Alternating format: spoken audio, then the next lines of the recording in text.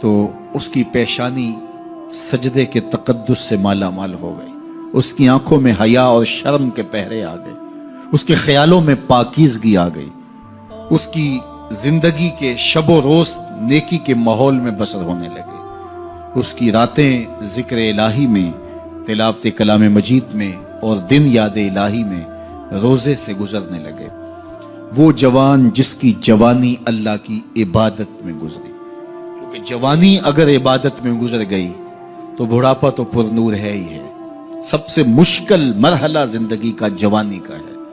شیطان زیادہ ورغلاتا ہے کسی شخص کو جب وہ جوانی کے مرحلوں سے گزر رہا ہوتا ہے۔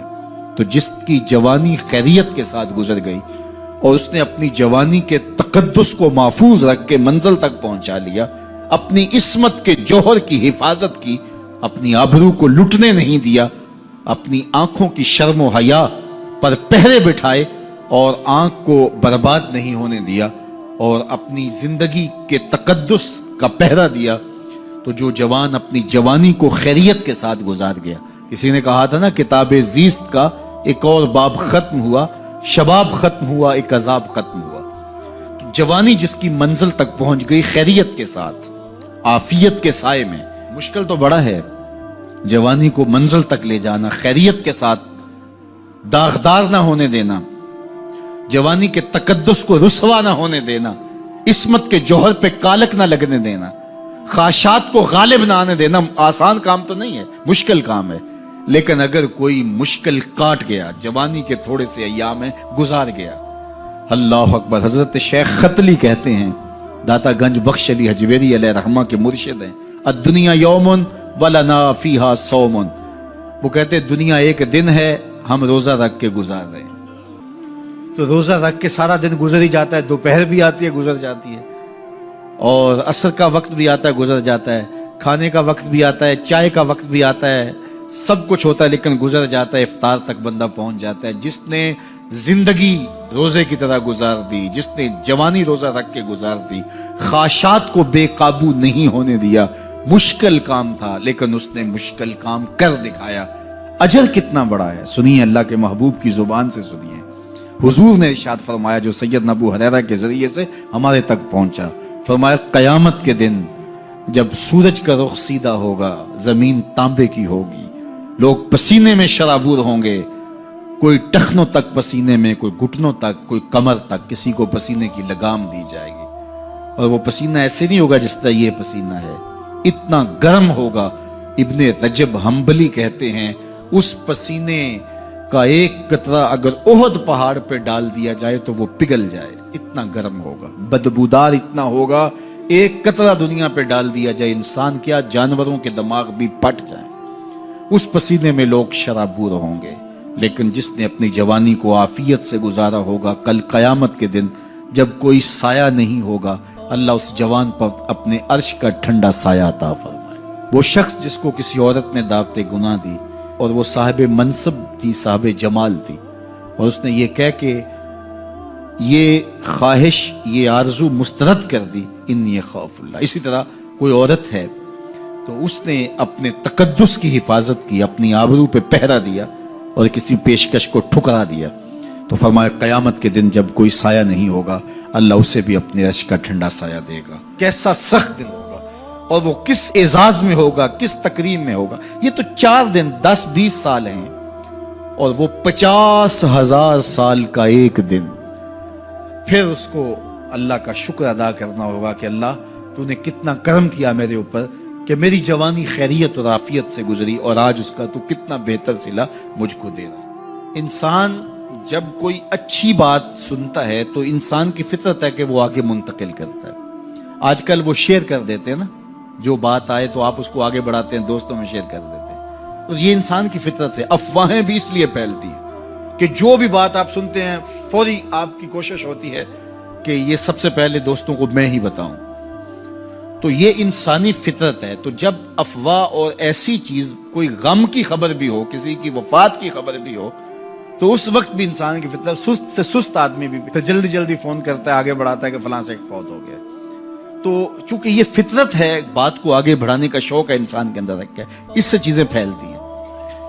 اور پھر جو خیر کی خبر ہوگی یا خیر کی بات ہوگی تو اس کو تو آگے پھیلانے کا پھر ہمارا دین بھی ہمیں ترغیب دیتا ہے، جذبہ دلاتا ہے۔ تو حضرت ابو ہریرہ اس جذبے کے تحت جو سنتے تھے پھر آگے منتقل کرتے۔ اب حضور کی بارگاہ سے اٹھ کے جاتے تو سب سے پہلے گھر جاتے اور سب سے پہلے اپنی ماں کو سناتے، اور ماں تھی کافرہ، وہ سننے کی بجائے، خوش ہونے کی بجائے سن کے وہ الٹا ناراض ہوتی اور کوئی نہ کوئی ایسی بات کر دیتی۔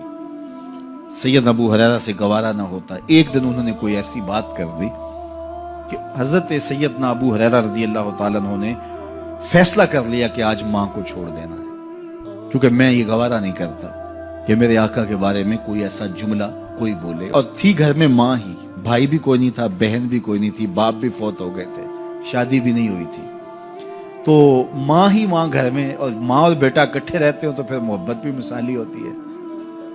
تو اب ماں ہی ایک رشتہ ہے مادی دنیا کے اوپر، تو حضرت ابو ہریرہ رضی اللہ تعالیٰ عنہ نے فیصلہ کر لیا کہ چھوڑ دینا ہے۔ چھوڑ کے گھر سے نکلے، لیکن دل ڈوب رہا ہے کہ ایک ہی تو رشتہ تھا وہ بھی گیا۔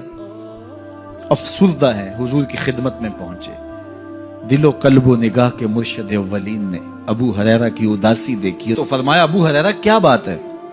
تو حضرت ابو ہریرہ جس طرح بندہ پھٹ نہیں پڑتا، تو عرض کی حضور میری ماں کی ہدایت کی دعا کر دیجئے۔ ساری کہانی 2 لفظوں میں بیان کر دی، میری ماں کی ہدایت کی دعا کر دیجئے۔ حضور نے نہیں پوچھا کیا ہوا، کیا ماجرا ہوا، فوراً ہاتھ اٹھ گئے، اور لفظ کیا تھے؟ اللہم اہد ام ابی ہریرہ تھا، اے اللہ ابو ہریرہ کی ماں کو ہدایت دے دے۔ ادھر انہوں نے بے چینی سے یہ بات کہی، ادھر حضور کے ہاتھ اٹھے، پھر ان اٹھے ہوئے ہاتھوں کو خالی تو موڑا ہی نہیں جاتا۔ اجابت کا صحرا، عنایت کا جوڑا، دلہن بن کے نکلی دعائے محمد صلی اللہ علیہ وسلم۔ تو حضور علیہ السلام نے ہاتھ اٹھا دی، حضرت ابو ہریرہ نے دوڑ لگا دی۔ کسی نے پوچھا ابو ہریرہ آج بڑی جلدی ہے؟ کہا آج ہی تو دیکھنا چاہتا ہوں، گھر پہلے میں پہنچتا ہوں یا حضور کی دعا پہلے پہنچتی؟ جا کے دروازے کو دستک دی، اندر پانی کے کھنکنے کی آواز آ رہی تھی جس طرح کوئی غسل کر رہا ہو۔ آواز دی تو آواز آئی، بیٹا ابو ہریرہ ٹھہرو، میں بھی آئی۔ کہا لہجے سے سمجھ گیا اس میں محمد عربی کی دعا بول رہی ہے۔ تھوڑی دیر کے بعد میری ماں آئی، تازہ آثار وضو سے اور غسل کی وجہ سے ان کے جو ہے وہ بالوں سے قطرے ٹپک رہے تھے، اور لبوں پر میرے حضور کا کلمہ جاری تھا۔ اللہ اکبر، سیدنا ابو ہریرہ تیرے مقدر پہ قربان۔ ایک سفر میں حضور علیہ السلام اور اصحاب گامزن تھے کہ راستے میں قیام کیا، تو ایک قبیلے کی صلح کروانے کے لیے حضور علیہ السلام تشریف لے گئے۔ وہاں کچھ تاخیر ہو گئی تو صحابہ نے حضرت ابوبکر صدیق کو کہا کہ حضور رک گئے ہیں تو نماز کا وقت جا رہا ہے، آپ نماز پڑھا دیجیے۔ تو حضرت ابوبکر صدیق رضی اللہ تعالیٰ عنہ مصلی پہ کھڑے ہو گئے۔ اب نماز شروع ہوگی، ادھر سے حضور بھی فارغ ہو گئے، تو آقا کریم تشریف لائے۔ تو آقا کریم علیہ السلام جو ہی تشریف لائے تو صحابہ کی صفیں بندی ہوئی تھی، حضور کو دیکھا انہوں نے راستہ چھوڑ دیا، پیچھے سے لے کر کے مصلی تک صحابہ نے حالت نماز کے اندر حضور کے لیے راہ کشادہ کر۔ کاش کہ یہ حدیث سب لوگوں نے پڑھی ہوتی اور امت میں اتنے فرقے نہ بنتے، اور یہ سوچ کبھی نہ پنپتی کہ نبی کے خیال سے نماز ٹوٹتی ہے۔ یہاں تو راستے چھوڑے جا رہے ہیں، یہاں تو پروٹوکول دیا جا رہا ہے۔ اللہ اکبر، اور یہ حدیث کہیں چھپی نہیں ہے، بخاری کے اندر چھپی ہوئی۔ اللہ اکبر، آقا کریم علیہ السلام تشریف لائے تو صحابہ نے راستہ چھوڑنا شروع کر دیا، نماز بھی چل رہی ہے اور حضور کا راستہ بھی چھوڑ رہے ہیں۔ بالکل حضرت ابوبکر صدیق کے پیچھے آ کے حضور کھڑے ہو گئے۔ وابو بکر لا یلتفت یمینا ولا یسارا، جب آپ نماز پڑھتے تھے تو نہ دائیں دیکھتے نہ بائیں دیکھتے، پوری توجہ انہماک ہوتا۔ وہ اپنی کیفیات کے جہان میں ڈوبے تھے اور حضور آ کے پیچھے کھڑے ہو گئے۔ صحابہ نے اپنے ہاتھوں کی پشت پہ ہاتھ مارنے شروع کر دیے۔ مکعن و تصدیہ، قرآن نے تالی لگانا، سیٹی مارنا، یہ شیطانی اعمال ہیں، لیکن ہاتھ کی پشت پہ ہاتھ مار کے متنبع کرنا یہ مختلف مواقع کے اوپر یہ جائز ہے۔ تو اب جب حضور آ کے پیچھے کھڑے ہو گئے اور صحابہ سمجھے کہ حضرت ابوبکر صدیق ایک استغراق کے عالم میں ہیں، ایک کیفیت کے جہاں میں ڈوبے ہیں، تو انہوں نے اپنے ہاتھوں کی پشتوں پہ ہاتھ مارنے شروع کر دیا۔ تو حضرت صدیق اکبر سمجھ گئے کوئی غیر معمولی واقعہ ہو گیا، دیکھا پیچھے حضور کھڑے تھے. اللہ اکبر. تو حضرت صدیق اکبر مصلی سے سرک کے پیچھے آنے لگے. تو آقا کریم نے اشارہ کیا رکو نماز پڑھاؤ. سیدنا صدیق اکبر اس کے باوجود پیچھے آ گئے. کبھی ہوتا ہے حکم اور کبھی ادب آگے ہوتا ہے. اللہ اکبر.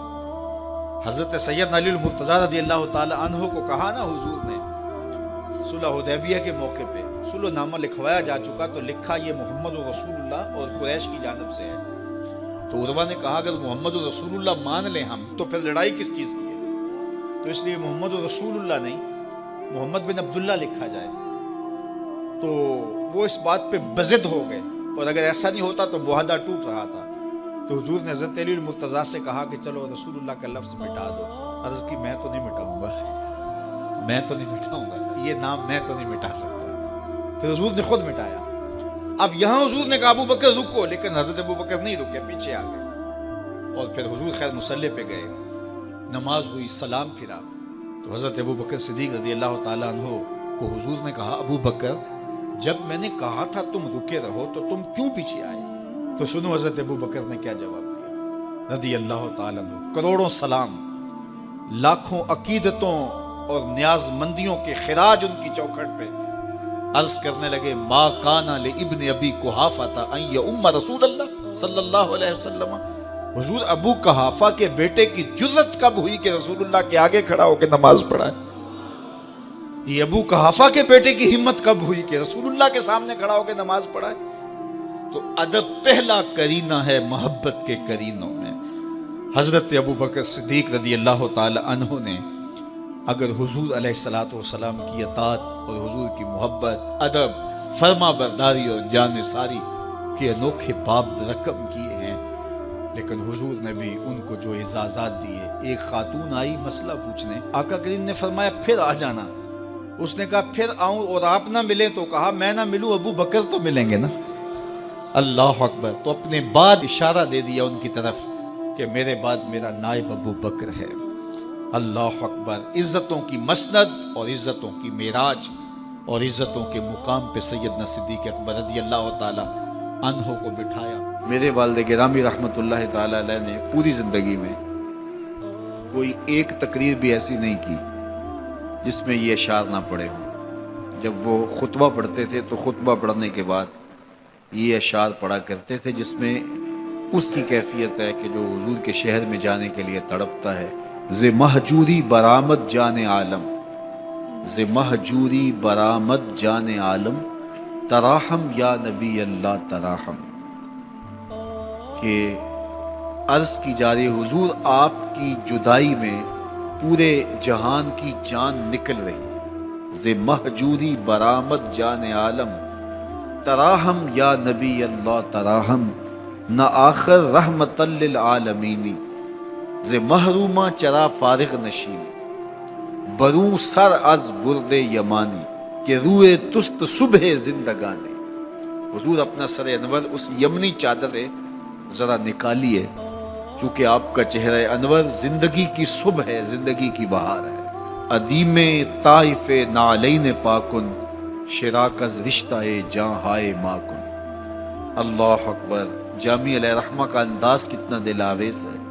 وہ کہتے ہیں حضور آپ طائف کے بنے ہوئے چمڑے کے جوتے پاؤں کی زینت بنائیں. آپ جوتے جو پہنے وہ طائف کا مشہور چمڑا ہو اور اس کے بنے ہوئے. شراک از رشتہ جاں ہائے ماکن, اور اس کے اندر جو تسمے ڈالیں وہ جامی کی جان کے ڈالیں, جامی کے چمڑے کے نہیں, جامی کی جان کے تسمے ان نالین میں ڈالیں جو آپ طائف کے بنے ہوئے نالین زیب تن کریں. وہ ایک شاعر کہتا ہے عربی کا کہ یا لیتنی کنتو تربت ایبتکم فلتسمت نعالک ذاک کدی. کاش میں مولوی نہ ہوتا. وہ بہت بڑا شیخ الحدیث گزرا ہے, تو وہ کہتا ہے میں کاش شیخ الحدیث نہ ہوتا, میں مولوی نہ ہوتا, مدینے کی گلی کی مٹی ہوتا, حضور گزرتے تلووں کو چوم لیتا. چے باشد گر کنی سوئم نگاہے, ہمیشہ گر نہ باشد گاہے گاہے. نگاہے یا رسول اللہ نگاہے, 100,000 جبریل اندر بشر, بہر حق سوئے غریبہ یک نظر. یا رسول اللہ انظر حالنا, یا حبیب اللہ اسما قالنا, इन्ननी फी बहर गम में मुगरकुन खुज़ यदी साहिल लना अशकालना या साहिबल जमाल व या सय्यदल बशर मिन वजहिकल मुनीर लक़द नुव्विरल क़मर ला युमकिनु सनाउ कमा कान हक़्क़ुहु बाद अज़ खुदा बुज़ुर्ग तूई किस्सा मुख्तसर। सारी कहानी आके यही ख़त्म होती है। तो ये मेरी और आपकी सादतमंदी है। अल्लाह की तौफीक से आपके लिए और आप मेरे लिए मोहब्बत और दुआ के जज्बात रखते हैं और हम एक दूसरे के लिए दुआगो हैं कि आज मैं हाज़िर हुआ हूँ और आपने जो है वो मेरे लिए अपनी आँखों की चमक और मोहब्बत पेश की है। अल्लाह ये दिन आपको भी नसीब करे और हम आपकी राहें तकें और आपको देखें कि आप हुजूर के शहर से होके आए। आप भी जाएं, आपके घर वाले, आपके माँ बाप जाएं, सबको अल्लाह ये सादात और ये घड़ियाँ और ये लम्हे नसीब फरमाए और अपनी ख़ास करम नवाजियों और रहमतों से माला माल करे।